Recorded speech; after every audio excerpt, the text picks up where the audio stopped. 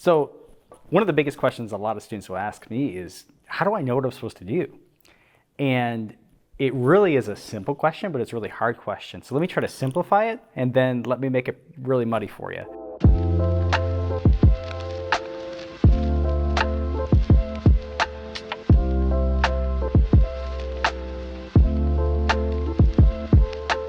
If that makes sense. So there's a lot that the Bible has already told us to do. And oftentimes in the church, there's kind of this stigma or this idea that the church is all about this versus that, black versus white, in terms of like, do this, don't do that, this is right, this is wrong, don't do these things, do these things. It's like there's this tension of clearly defined rules you should follow, when in all actuality, walking with Jesus is very much a relationship founded on the greatest principle of love for Him, first and foremost, and love for others. But in religious circles, we make it about a list of rules, right and wrong. And let me share an example of how clear some of these principles are. In Ephesians chapter 4, verses 32, it says, "Be kind and compassionate to one another, forgiving each other just as Christ God forgave you." So it's not a suggestion, it's not unclear. There's this principle of forgiveness. Following Jesus means that because He forgave us for so much, we're not going to hold on to grudges, we're going to let go of bitterness, and ultimately we're going to surrender judgment to Jesus because He is the only one that really understands love and justice. It's not a suggestion, it's a command. Forgive one another. But what about all those gray areas? What about this gray space that happens when you blend white versus black and the in-between space, the gray space? What do you do with the stuff like, who should I date? Which class should I take? Which friend do I hang out with? How do I treat my sibling that is annoying me over and over and over again? There's a lot of gray space that we just, it's unclear, it's uncertain of how to respond in those different environments. And here's what Ephesians goes on to say in chapter 5. It says, "Follow God's example as dearly loved children." And this is important. Here's a principle I'll give you. When you're in doubt, when there's a gray area, you focus on who you are, who God created you to be. Focus on who you are, and out of that, you will do the things God created you to do. So it's who before do. Look at that writing. I graduated elementary school, y'all. So it's who before do.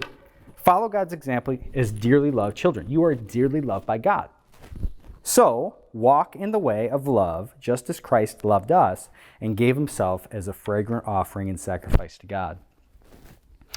So the issue first and foremost is really, how do I show the love of God in this situation? How do I show the love of God by the career I choose? How do I show the love of God by the people that I choose to spend time with? How do I show the love of God by the activities that I choose to participate in?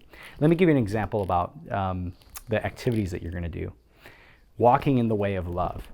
So often, what I hear is this pressure to perform among students. I have to go to the Math and Science Center because then I'll get into a good college so that I can be successful, have a good job, and be wealthy. Essentially, at the core of that is not the foundation of love for others. It's not helping others, it's helping yourself. There's a selfish foundation at the core of that. And so it might be the question of, do I play this sport or do this activity? Well, if you're doing an activity to make other people happy, then that's not love, that's manipulation. So there's this principle that can guide you because you are dearly loved by God. That principle can guide you when you focus on who you are before what you do. So in this time that as we're approaching restrictions being lifted and potentially coming back together, do I wear a face mask or not? Do I socially distance or not? There's this gray space that we're in as a culture, and really the question that you have to ask and consider is, what is the loving thing I can do to demonstrate that I care for others?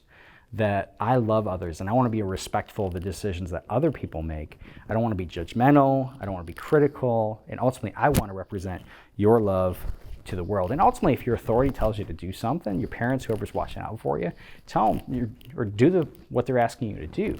But the question you have to ask with any great area you're dealing with is, God, what is the thing that will represent your love to this world? And that will help you focus on what you should do, because you remember that you are loved, and you are so loved. Thanks for joining us in this series. We hope it blessed you and encouraged you. Help us get the word out. Like this video, subscribe to our channel if you haven't, share this to your social media accounts, but know that you are dearly loved, and we can't wait to gather physically again.